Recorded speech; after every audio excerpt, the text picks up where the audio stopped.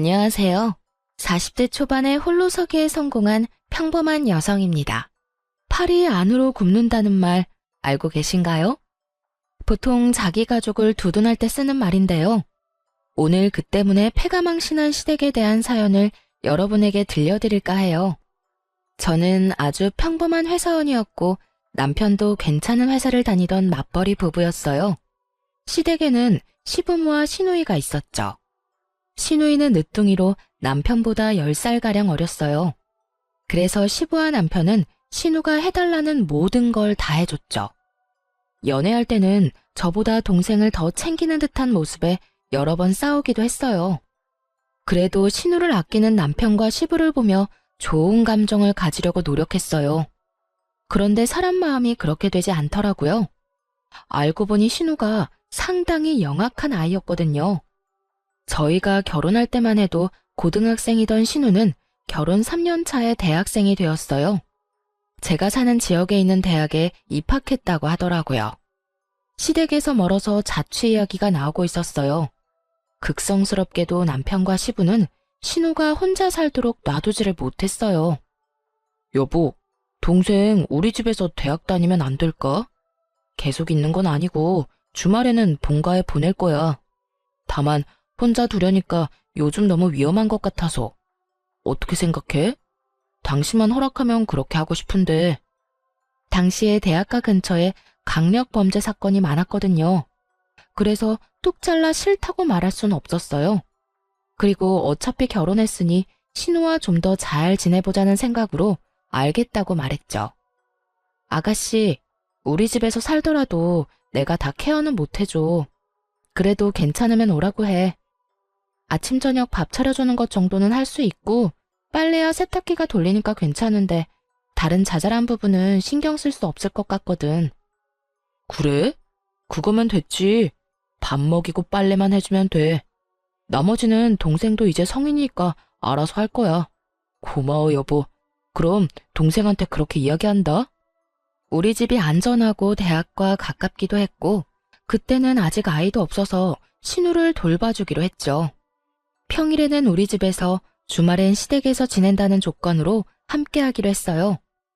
그렇게 남편, 저, 신우 이렇게 셋의 생활이 시작됐어요. 그런데 낙관적으로 생각했던 처음과 달리 점점 불미스러운 일이 벌어지지 뭐예요.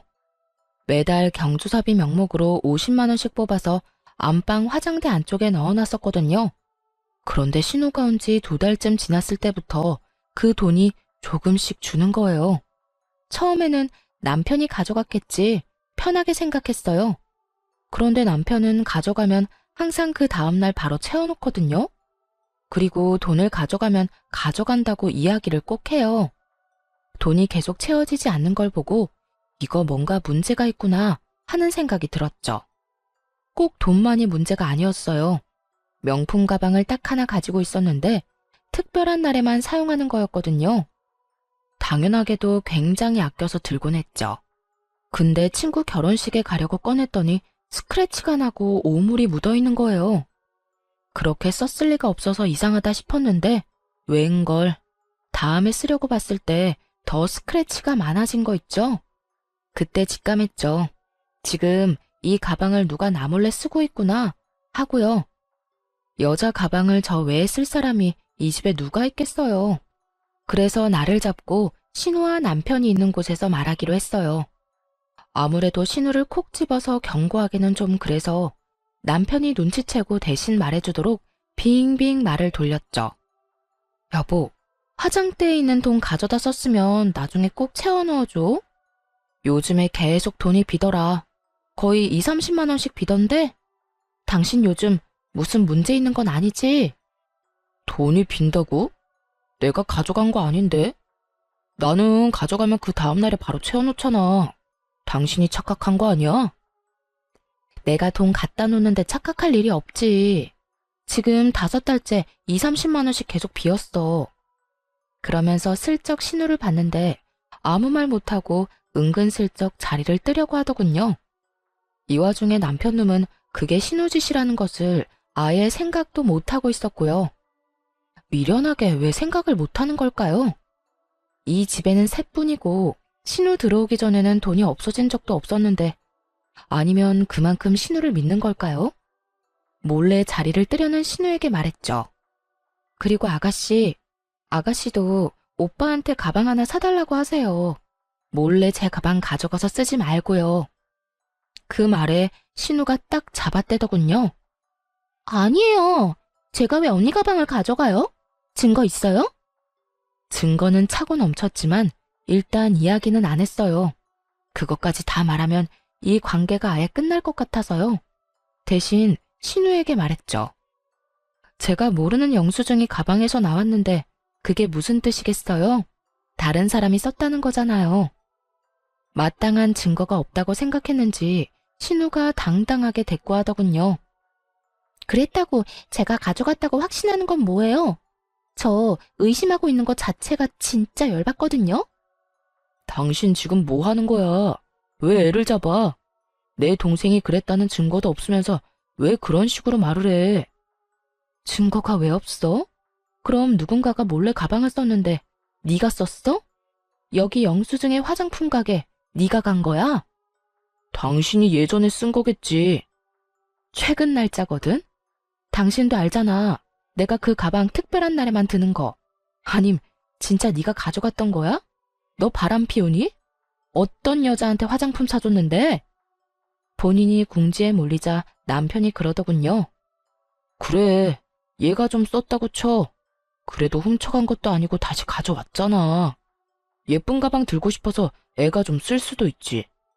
당신이 가져가지 말라고 한 것도 아니잖아. 지금 그걸 말이라고 해? 남의 물건에 손대는 건 엄연히 나쁜 짓이야. 그리고 당신이 왜 화내는 건데? 앞으로 그러지 말라 하고 끝내면 될 일을 왜 나한테 책임 전가를 하냐고. 그럼 네가 소중히 여기는 시계 내가 멋대로 쓰고 다 부순 다음 가져와도 돼? 그래도 내 탓 안 할 수 있냐고. 말이 되는 소리를 해야지. 이번 일로 절실하게 느꼈어. 더는 아가씨 우리 집에서 지내게 못하겠어.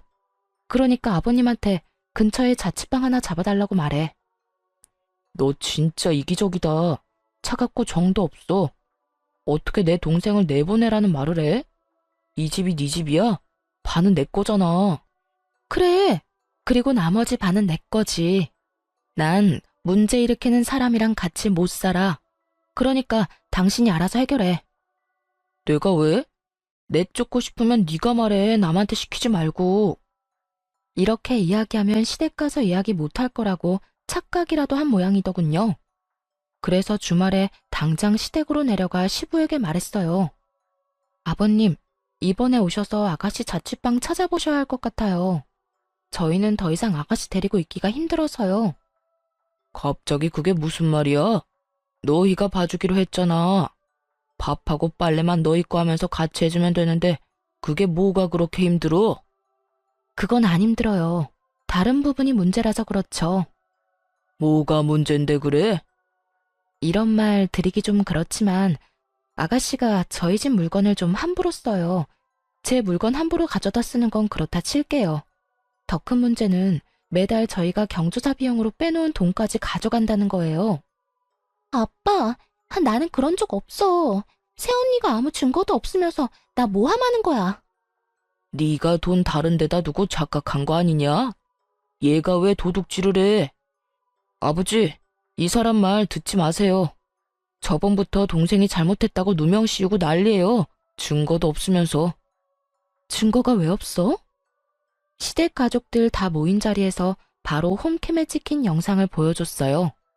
거기엔 신우가 제 가방을 들고 나가는 장면, 안방에서 나오면서 돈을 지갑에 갈무리하는 장면까지 싹 다 찍혀 있었어요. 그걸 보자 신우를 도둑으로 몰고 간다며 탓하던 사람들 모두 입을 다물었죠. 그리고 신우는 똥 씹은 표정을 하고 있더군요. 너 당장 그 집에서 나와라. 아빠, 나 잘못한 거 없어. 그거 쓰면 안 되는 건지 몰랐던 거라고. 그리고 돈 가져간 건 용돈이 좀 적어서 그런 거지. 그래서 다음 달부터 알바하려고 생각했어. 진짜야. 시끄러워. 지금 동영상에 네 행동이 다 나왔는데 변명은 무슨 변명이야. 아무 말 하지 말고 오늘 가서 짐 다 챙겨 나와. 시부가 단호하게 신우에게 말했어요. 그렇게 저희 셋은 다시 집으로 향했죠. 그런데 집으로 가는 내내 남편이 구시렁대는 거예요. 당신 진짜 어이없다. 어떻게 애를 상대로 이렇게까지 할 수가 있어? 애가 불쌍하지도 않아? 어떻게 부모님 보는 앞에서 무안을 주고 궁지에 몰아넣을 수가 있냐고. 남편이 편들자 뒤에서 신우가 눈물을 훌쩍훌쩍 짜더군요. 참, 눈물을 흘려야 하는 사람이 누군데.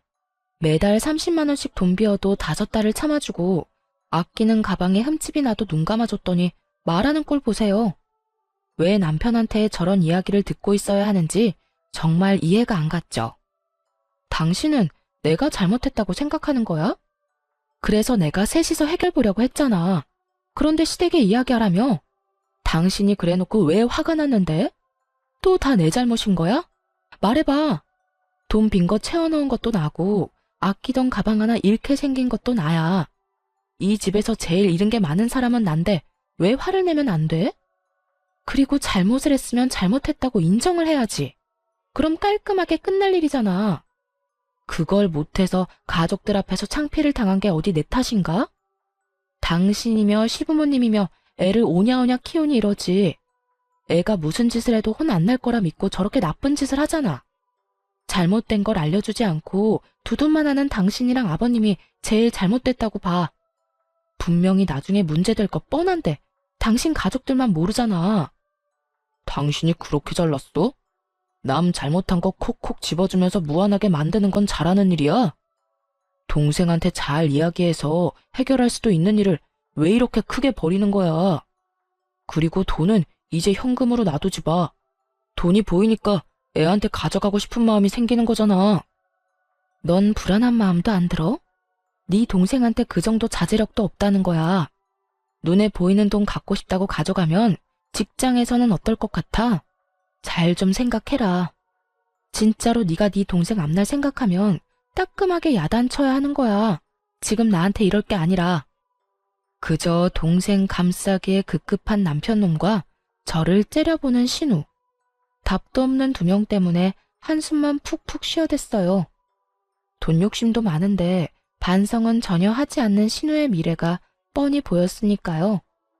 가족들이 저 모양이니 고칠 수 있는 기회도 없을 테고요. 신우와 가깝게 지내야겠다는 생각은 버리기로 했어요. 마침 그 생각에 신우가 확신을 주더군요. 집에서 짐을 챙겨 나간 뒤부터 장문의 문자를 보내기 시작했거든요. 언니가 무슨 자격으로 나를 내쫓아요? 거기는 우리 오빠 집이에요. 나는 함정에 당한 거라고요. 왜 카메라를 달아놓고 이야기 안 했어요? 나 골탕 먹이려고 그런 거죠? 그게 있다고 들었으면 그런 식으로 돈 빌려가려고는 안 했을 거예요. 이런 식의 어이없는 말들이었죠. 당연히 그 뒤에는 제 욕도 덧붙여져 있었고요. 새언니라고 부르기도 역겨워서 이제는 아줌마라고 부를게요. 아줌마, 저 아줌마 절대로 용서 못해요. 우리 오빠랑 헤어지도록 만들 거예요. 그리고 이런 식으로 신우 골탕 먹이는 거 아줌마네 엄마도 알아요? 나중에 아줌마도 나처럼 가족들 앞에서 죽을 만큼 부끄럽게 될 줄 알아요. 하긴 아줌마네 가족도 똑같이 뻔뻔하겠지. 안 그래요? 오빠는 왜 이런 사람이랑 결혼했는지 몰라? 2번 다시 내 앞에 얼굴 보이지 마세요. 하나부터 10까지 일방적인 비방만 가득한 문자였습니다. 그리고 자기가 잘못했다는 말은 하나도 없더군요. 답장은 단 한 번도 보낸 적 없어요. 처음에는 허공에 대고 쇼하는 것 같았는지 더 심한 욕설을 보냈는데 다 무시했더니 그 뒤로는 보내지 않더군요.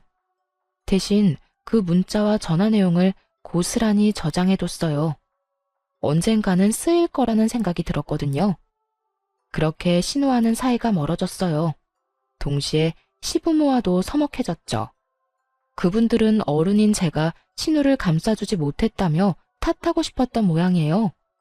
신우가 잘못했다는 걸 뻔히 알면서도 말이에요. 하지만 실제로 피해를 입은 건 이쪽이니까 뭐라 말은 못하더군요.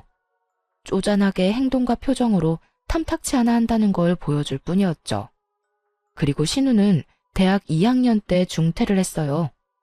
본인 말로는 취직이 됐다며 서울로 향했는데 딱히 큰 기대는 하지 않았어요. 잘 다니던 대학을 그만두면서까지 갈 직장이 대체 어디라고요?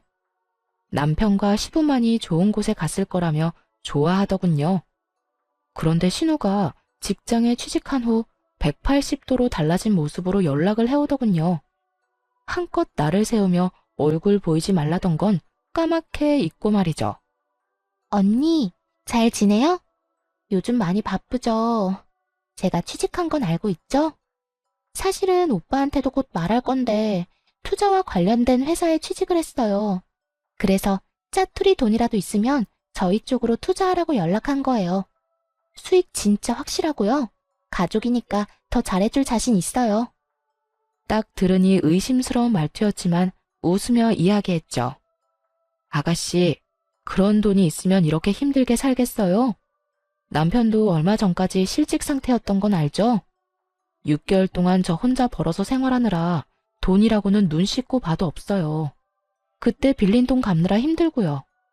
만약 돈이 생기면 직접 아가씨한테 연락할게요. 그렇게 돌려서 거절했어요. 남편이 중간에 갑작스럽게 퇴사를 하고 나오는 바람에 실제로 돈도 없었고요. 그러고도 결국 돈이 모자라 그 뒤치다꺼리를 얼마나 했는데요. 어느 정도였냐면 친정 부모님에게까지 돈을 빌렸었거든요. 결혼할 때 아파트 비용으로 1억 정도 마련해 주시느라 많이 애쓰셨는데 그런 상태에서 2천만 원을 더 빌려서 써서 미안한 마음뿐이었어요. 그래서 최대한 빨리 돌려드릴 생각으로 약 1년간 돈을 모으고 있었죠. 그렇게 신우와의 통화를 끊고 남편에게 말했어요. 당신 혹시라도 아가씨가 투자하라고 하면 절대 하지 마. 알았지? 우리 지금 돈 갚는 것만으로도 버거워. 나중에 당신 돈 더 벌고 나서 목돈 좀 생기면 해주든지. 아무튼 지금은 절대로 먼저 나서서 할 생각 하지 마. 알았어. 내가 애야. 알아서 다 잘할 거니까 걱정 마. 남편은 호기롭게 대답했지만 왠지 모르게 걱정이 되기 시작했어요. 그래도 돈으로 사고 친 적은 없었으니 마음 편히 있었죠. 그런데 며칠 후 시부가 잠깐 시댁에 오라고 하더군요. 할 말이 있다고 말이죠. 무슨 일일까 하면서 갔더니 정말 어이없는 말을 꺼냈어요. 막내가 일하러 서울로 갔는데 자취를 해야 한다고 하네. 전세보증금 좀 빌려달라는데 우리도 돈이 별로 없어. 너희가 돈 좀 보태주면 안 되겠니? 그냥 달라는 건 아니고 빌려달라는 거야. 두 사람을 데려다 놓고 말하고 있었지만 실상은 저한테 하는 말이었어요. 남편이었다면 말할 것도 없이 무조건 빌려줬을 테니까요. 그래서 딱 잘라 거절했죠. 아버님, 죄송한데 안 될 것 같아요. 결혼 후에 남편이 실직하고 힘들 때 친정에서 돈을 좀 빌렸었거든요. 원래 쓸 곳이 있는 돈이어서 저희가 빨리 돌려드려야 해요. 아니, 꼴랑 6개월 쉬었는데 무슨 돈을 빌려? 너희 돈 모아둔 거 하나도 없었어? 결혼할 때 남편이 대출을 많이 끼는 바람에 대출금이 워낙 많아서요. 사실 제가 버는 것만으로는 생활비도 감당이 안 됐거든요. 게다가 실업급여도 받을 수 없었다고 했고요. 그래서 돈이 하나도 없는 거야? 너희 진짜 이렇게 살아서 어쩌려고 그러냐? 미래 좀 생각하면서 살아야지. 그러게 말이에요. 이런 변수가 있으면 돈 모으기가 어렵잖아요. 그냥 좀 참고 일하든 아니면 다른 직장 알아보고 나오든 해야 했는데 자기 마음에 안 든다고 남편이 무턱대고 나와버렸으니 어쩌겠어요. 게다가 오랫동안 일한 것도 아니고요. 남편은 결혼할 때 퇴사를 하고 그 퇴직금을 결혼 비용으로 사용했었어요. 그 다음 회사에서 3년을 일하다가 자기랑 안 맞는다고 때려치우고 나온 거예요. 그러니 실업급여도 못 받고 퇴직금은 얼마 되지도 않았죠. 그렇게 나와서 6개월간 취직은 못했지 돈은 매달 빠져나가지 혼자 돈을 벌어야 했던 저까지 힘든 상황이었죠. 자기 아들 잘못이니 시부도 더 말을 못하더라고요. 시댁에서 나오면서 남편에게 말했어요. 통장에 모아둔 돈 있지? 그거 나한테 줘. 다음 달 월급이랑 보너스 나오면 2천만 원 만들어서 엄마한테 보내주게. 그 돈 꼭 지금 줘야 해? 어머님이 우리한테 지원해 주신 걸 수도 있잖아. 전화해서 한번 여쭤봐. 그냥 주신 거 아니었냐고. 갑자기 그게 무슨 소리야? 너 설마 그 돈 썼어? 아니, 그게 동생 빌려줬어. 미쳤어? 그 돈을 왜 네가 맘대로 빌려줘? 그럼 어떡해, 동생이 급하다는데. 나라고 그냥 아무 생각 없이 줬겠어? 솔직히 당신도 그냥 말만 그렇게 한 거잖아. 무조건 친정에 갚도록 만들려고. 원래 이런 돈은 그냥 고맙습니다 하고 받아서 쓰는 거야. 그거 우리 부모님 전세 재계약할 때 쓸 자금이거든? 미친놈아. 네가 뭔데 우리 부모님 돈을 멋대로 쓰고 난리야. 이미 빌려줬어. 그건 당신이 알아서 처리해. 그리고 부모 자식끼리 돈 좀 빌려주고 늦게 갚을 수도 있는 거지. 미친놈. 답이 안 나오더라고요. 너무 열받아서 그 다음날 연차 쓰고 집에 와서 뭘 했는 줄 아세요? 남편이 아끼는 물품들 사진 찍어서 중고 어플에 올렸어요. 고가의 시계부터 얼마 전에 직접 구매한 스타일러까지 싹 다요. 그리고 남편에게 어플 캡처를 보내주며 돈 안 갚으면 이것들 진짜 팔겠다고 했죠. 남편이 기겁하고 전화를 하더군요. 당신 미쳤어? 그걸 왜 팔아? 아직 할부도 다 안 끝난 건데. 너는 그럼 내 허락 받고 그 돈 아가씨한테 빌려줬어? 네가 한 짓이랑 똑같은 짓 한 거야. 당장 돈 가져와. 안 그러면 지금 여기 세워져 있는 당신 차도 팔아버릴 테니까. 아니, 동생한테 돈 좀 빌려줄 수도 있지. 다른 데 쓰는 거 아니고 전세 보증금이라잖아. 사람이 왜 이렇게 못났어? 그럼 당신은 우리 엄마 아빠 책임질 거야? 전세 재계약 못해서 길거리에 나앉으면 책임질 거냐고.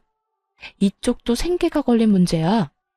아가씨 도와줄 돈 없으면 대출을 받든가 하지. 왜 친정돈을 건드리는 건데? 내가 책임지면 되잖아. 거짓말인 거 다 알아. 전세 계약금을 누가 2천만 원이나 올려받아? 장인 장모가 그 집에서 얼마나 사셨는데 말이 되는 소리를 해야지. 네가 친정에 돈 갚아주고 싶어서 그러는 거지? 네가 책임진다고? 그래, 그렇게 되면 책임진다고.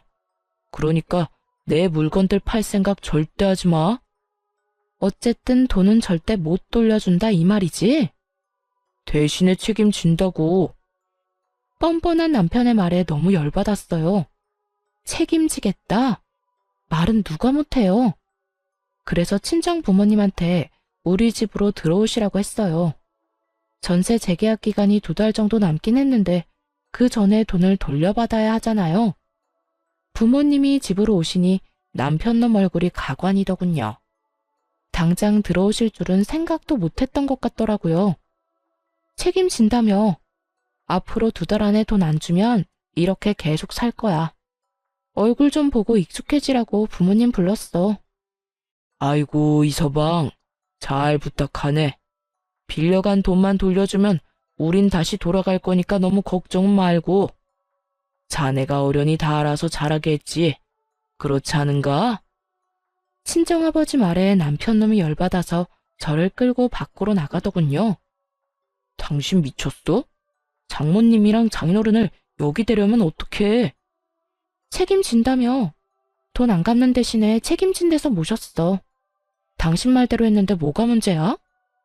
아, 당신 진짜 너무한다. 동생한테 빌려준 게 그렇게 고가웠어? 이해해줄 때도 됐잖아. 난 이해 못하겠으니까 혼자서나 이해하시고요. 돈이나 다시 달라고 해. 허락도 없이 남의 돈으로 선심 쓴 주제에. 돈 넘지 마. 너 이 돈 받아가면 우리 이혼이야. 아무리 그래도 이건 좀 아니지. 나도 여태 많이 참았어. 네가 내 욕하고 우리 집 무시한 거 모를 줄 알았어? 이미 동생한테 이야기 다 들었거든. 그나마 당신이 우리의 엄마라서 여태 참았던 것뿐이야. 맹세코 신우에게 그런 이야기를 한 적 없어요. 솔직히 하고 싶은 말은 너무도 많았지만 참은 거죠. 남편 욕이 제 얼굴에 침 뱉는 것밖에 안 된다는 걸 아니까요. 그래서 친구나 가족한테 말도 못하고 끙끙 앓을 수밖에 없었어요. 게다가 사이가 나빠서 연락도 안 했던 신우한테 그런 이야기를 했다. 신우 연락은 무시하면 무시했지. 누가 붙잡고 미주알 고주알 이야기한대요? 그러고 싶은 마음조차 없었는데 이런 말을 들었다 하니 참 웃긴 일이었죠. 신우가 없는 말 만들어가며 이간질 시킨 게 분명해 보였어요. 한창 욕이 가득한 문자 보내던 때 이혼시키겠다고 으름장을 놓았었잖아요. 그런데 그게 오해라고 남편 놈을 설득시키고 싶은 마음이 없어졌어요. 오히려 제 쪽에서 이혼 이야기를 꺼내고 싶었거든요. 이렇게 살다간 진짜 화병으로 죽는 게 아닐까 하는 생각이 들었으니까요. 그래? 그럼 증거 가져와. 나도 증거 모아서 이혼 소송할 테니까 어디까지 가나 한번 해보자고. 그러자 남편이 입술을 깨물며 눈을 질끈 감더군요. 자기는 진심이 아니고 홧김에 그냥 한 말이었다는 양 말이죠. 진짜 이혼하겠다고? 미쳤어? 와, 이젠 부정도 안 한다 이거지? 알았어. 소송하자면 누가 무서워할 줄 알고? 그렇게 치열한 이혼 소송에 들어갔어요. 정말 피말리고 힘든 시간들이었어요. 최대한 많은 권리를 가져오려고 얼마나 노력을 했는지. 집 살 때 낸 돈, 친정에서 빌린 돈, 위자료, 양육권의 친권까지 하나도 놓치지 않고 챙기느라 정말 힘들었어요. 그나마 다행이었던 건 그걸 다 챙길 수 있었다는 거였죠. 사실 증거는 차고 넘쳤거든요. 신우가 저를 무시하고 욕한 문자는 수두룩했지만 제가 시댁을 욕하고 무시했다는 문자는 전혀 없었으니까요. 하지도 않은 일에 증거가 있을 수는 없었으니 당연한 결과였죠. 그렇게 남편과는 깨끗하게 이혼했어요.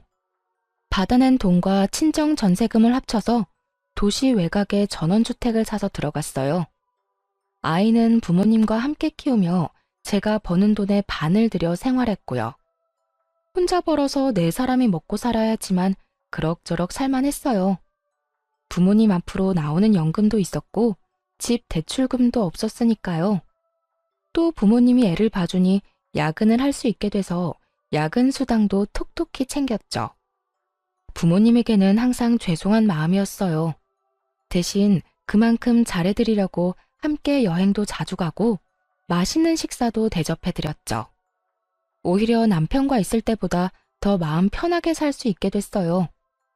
그런데 이혼 후 몇 달이 지난 어느 날 회사 앞에 전신우가 찾아왔더군요.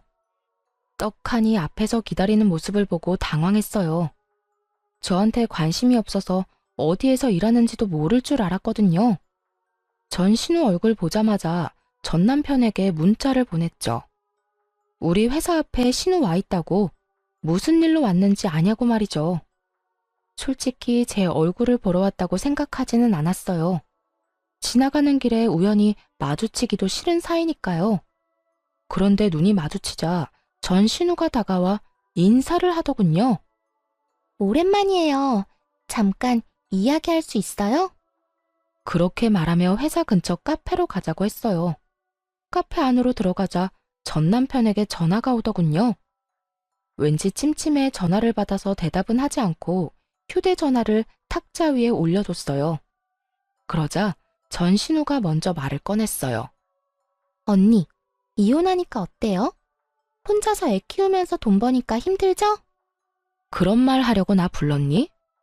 그건 아니고 오빠가 제 부탁 들어줘서 이혼한 거 혹시 알고 있어요? 언니도 어지간히 오빠한테 밉보였었나 봐요. 언니가 오빠랑 부모님 욕했다고 몇 마디 하니까 금방 화내면서 넘어오던데. 오빠도 평소에 얼마나 대접 못 받았으면 홀라당 넘어가서 이혼하자고 했나 싶네요. 사실 제가 한마디만 더 하면 오빠 마음 다시 바꿀 수 있어요. 저 때문에 이혼까지 바로 한 거잖아요. 아무리 봐도 지금 언니 힘들게 지내는 것 같은데 오빠랑 다시 잘해보고 싶으면 나한테 돈 좀 줘요. 그럼 우리 오빠랑 재회하도록 해줄게요. 그때 그 일이 오해였다고 하면 오빠도 마음 돌리지 않겠어요? 그 이야기 듣는데 헛웃음이 다 나오더군요. 뭐? 오빠랑 다시 살게 해줘? 맞아. 우리가 이혼한 건 너 때문이긴 하지. 근데 네가 한마디 했다고 헤어진 건 아니야. 네가 우리 사이 이간질하는 거짓말했을 때도 이미 알고 있었어. 오해라고 말할 수 있었는데 안 했다고. 이혼은 내가 더 하고 싶었거든. 그리고 내 안에 네 오빠에 대한 마음 같은 건 이제 하나도 없거든? 진짜 새끼 손톱만큼도 남은 게 없어. 나한테 와서 이렇게까지 말할 정도면 너도 어지간히 돈이 급하긴 했구나. 근데 어쩌지? 돈 빌려줄 생각 전혀 없어. 그러니까 구걸하고 싶으면 다른 데서 해. 그렇게 말하자 전신우가 눈에 불을 켜고 달려들더군요. 구걸? 내가 왜 구걸을 해요? 나는 단지 언니랑 오빠를 다시 이어주고 수고비로 좀 받으려고 한 것뿐인데. 누가 이어지고 싶댔니? 그리고 너 아직도 무슨 투자회사라는 곳에서 일해? 그때 엄청 좋은 데로 가지 않았어? 네 말대로 투자해서 돈 많이 벌었을 텐데 이건 무슨 상황이야? 할 일도 없이 이혼한 오빠 전처 찾아와서 어이없는 말이나 하고 뭐 하는 거냐고. 그건 언니가 상관할 일이 아니죠. 지금 나보다 언니가 더 급한 거 아니에요? 내가 얼마나 돈 많이 버는지는 알아요? 아무것도 모르면서 입 놀리지 마요. 그래. 그런데 나한테까지 와서 돈 달라고 하는 거 보니까 다 알겠네. 어디 또 무슨 이상한 다단계 회사에 걸렸겠지. 지금 본전도 못 찾고 넣기만 하고 있나 봐. 더 이상 할 말 없지? 그 말을 하며 탁자에 놓여있던 핸드폰에다 말했어요. 당장 네 동생 데리고 가. 말도 안 되는 얘기 늘어놓는 거 당신도 들었을 거 아냐. 그 말을 하자마자 카페 문이 열리면서 전 남편과 전 시부가 들어오더군요. 아까 문자로 장소도 함께 보냈는데 이렇게 일찍 도착한 걸 보면 바로 여기로 향한 모양이었어요. 그런데 두 사람 몰골이 참 상거지가 따로 없더군요. 전 시부와 전 남편을 보더니 전 신우가 황급히 일어나 도망치려고 했어요. 그러자 전 시부가 달려가 전 신우를 붙잡았어요. 야, 너 왜 여기 와서 이러고 있어? 당장 집에 가. 지금 여기서 이럴 때가 아니야. 돈 어떻게 된 거야? 응? 우리가 너한테 투자하라고 준 돈 말이다. 진짜로 너 다단계에 돈 넣었어? 전 시부가 전 신우에게 윽박 지르는 거 처음 봤어요.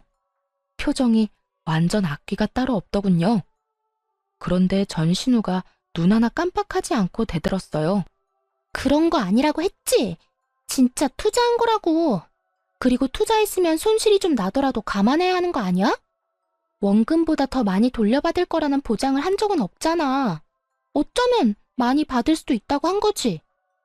쓰레기 입에서 나온 쓰레기 같은 말에 저도 모르게 풋 하고 웃어버렸어요. 그러자 전 남편이 그러더군요. 미안하다. 얘 찾고 있는 중이었는데 연락해줘서 고마워. 애는 잘 크고 있지? 잘 크고 있어. 아빠라는 단어는 입 밖에도 안 꺼내니까 당신이 걱정할 필요는 없고. 근데 동생은 왜 찾고 있었던 거야? 전 남편은 난감한 듯 한숨을 푹 쉬며 말하더군요. 그게 돈을 좀 많이 빌려줬는데 그 뒤로 잠수를 탔거든. 그 바람에 아버지가 많이 고생하셨어.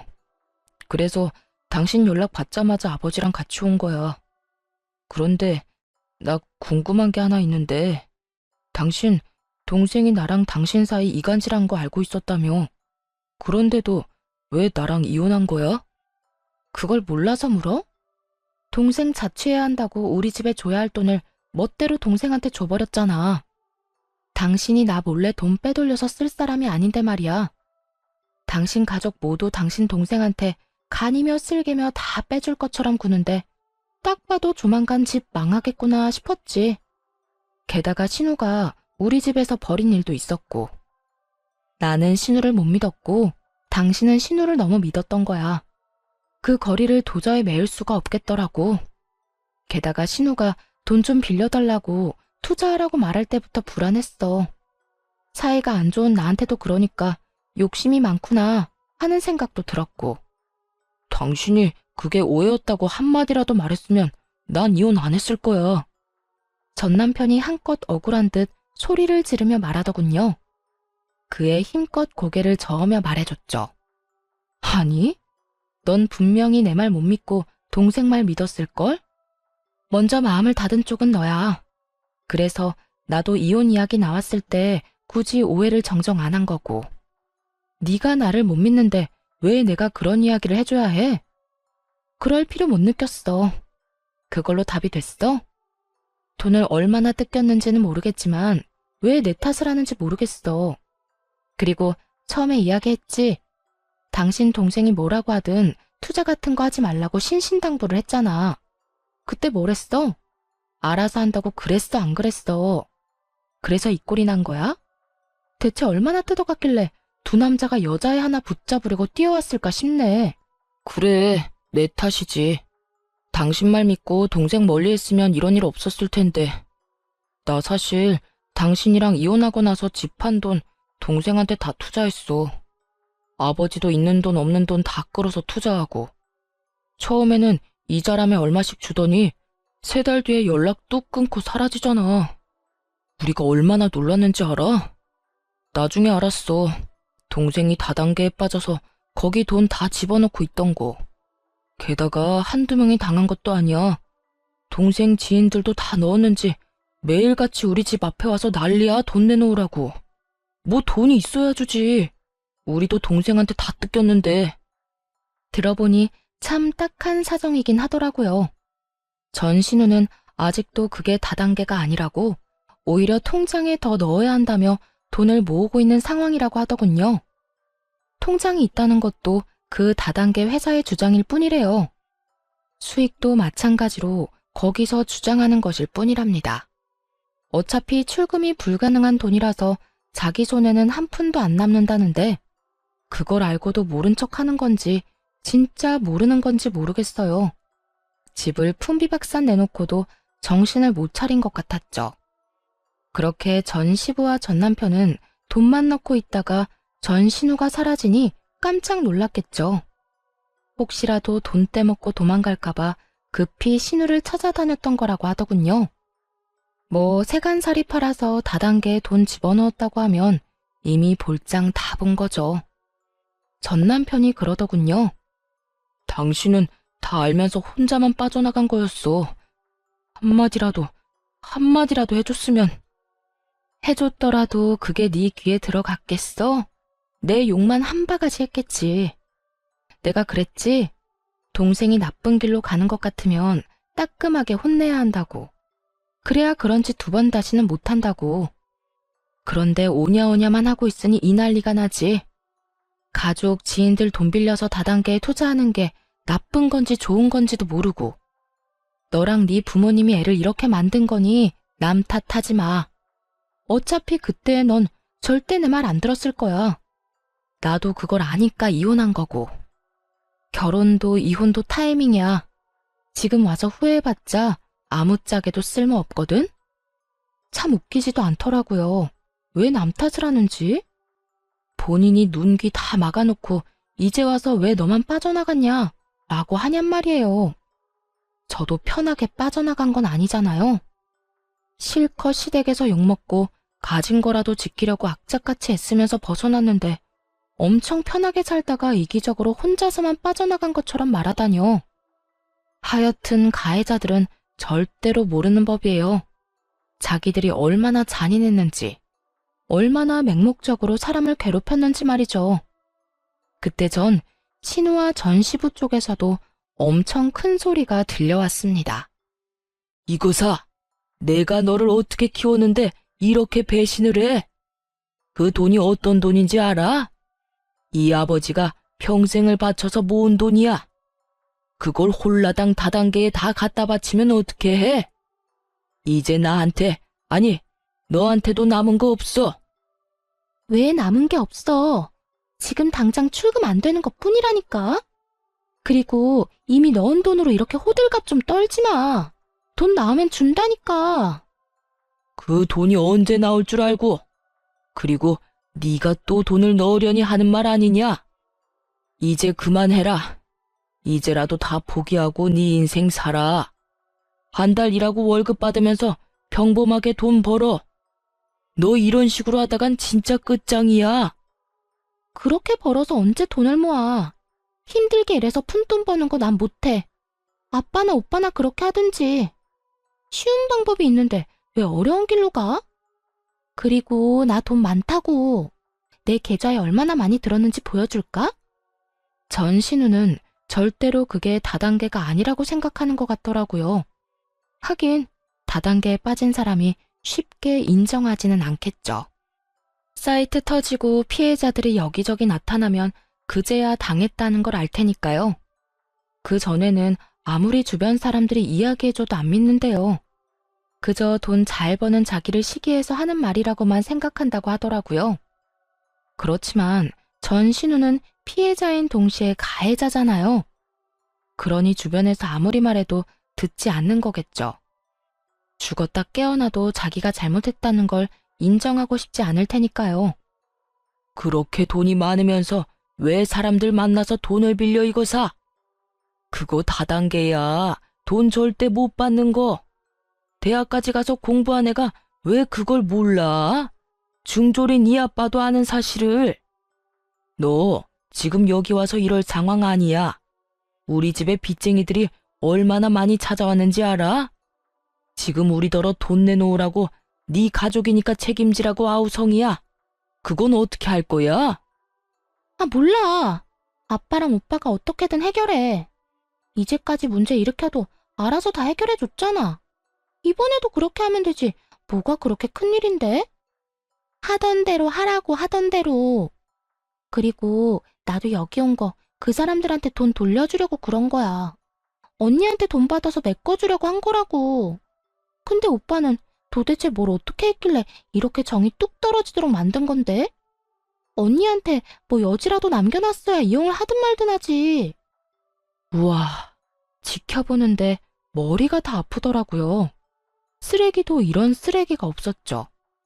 민폐갑, 진상대마왕, 이런 단어들이 절로 생각날 만큼 전신우의 행동은 민폐와 진상 그 자체였어요.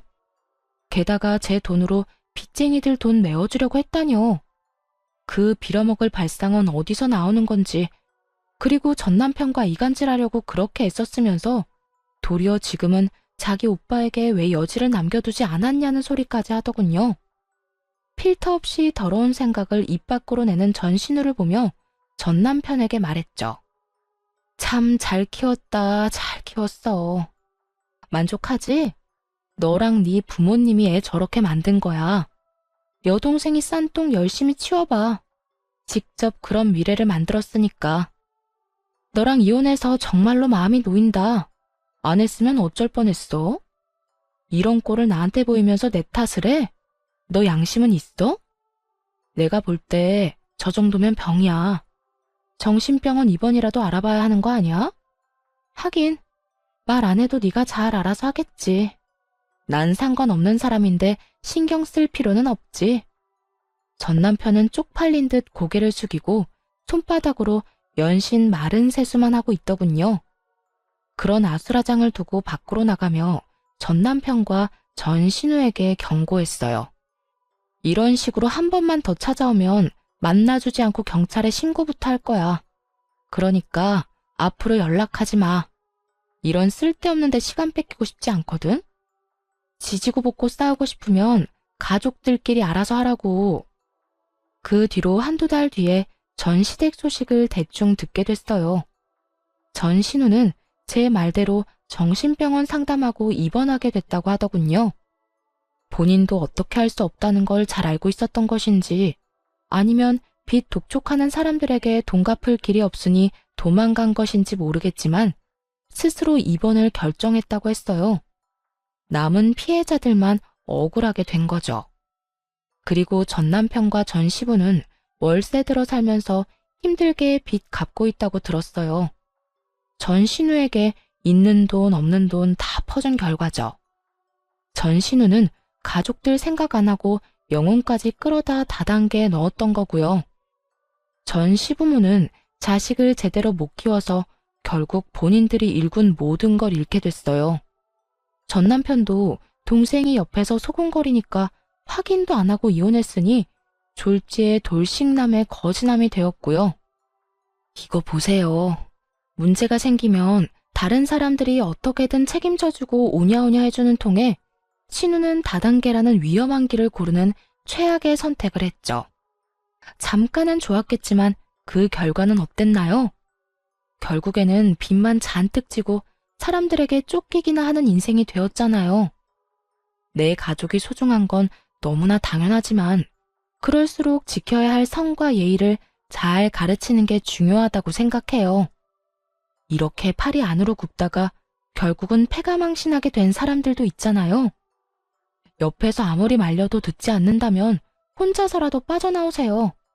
그게 제일 현명한 방법일 테니까요. 만약 여전히 결혼 생활을 유지하고 있었다면 저런 꼴을 직접 당했겠죠? 상상만으로도 눈앞이 캄캄할 정도예요. 그래서 요즘 아이에게 스스로의 행동에 대해 책임지는 법을 가르쳐주고 있어요. 스스로 책임지지 않으면 불이익과 제재를 받는다는 걸 알려주는 거죠. 엄마가 모든 것을 대신해 줄 수 없다고도 말해주고요. 그래야 최소한 다른 사람에게 피해는 주지 않는 어른으로 자라날 수 있을 테니까요. 글을 쓰다 보니 길어졌네요.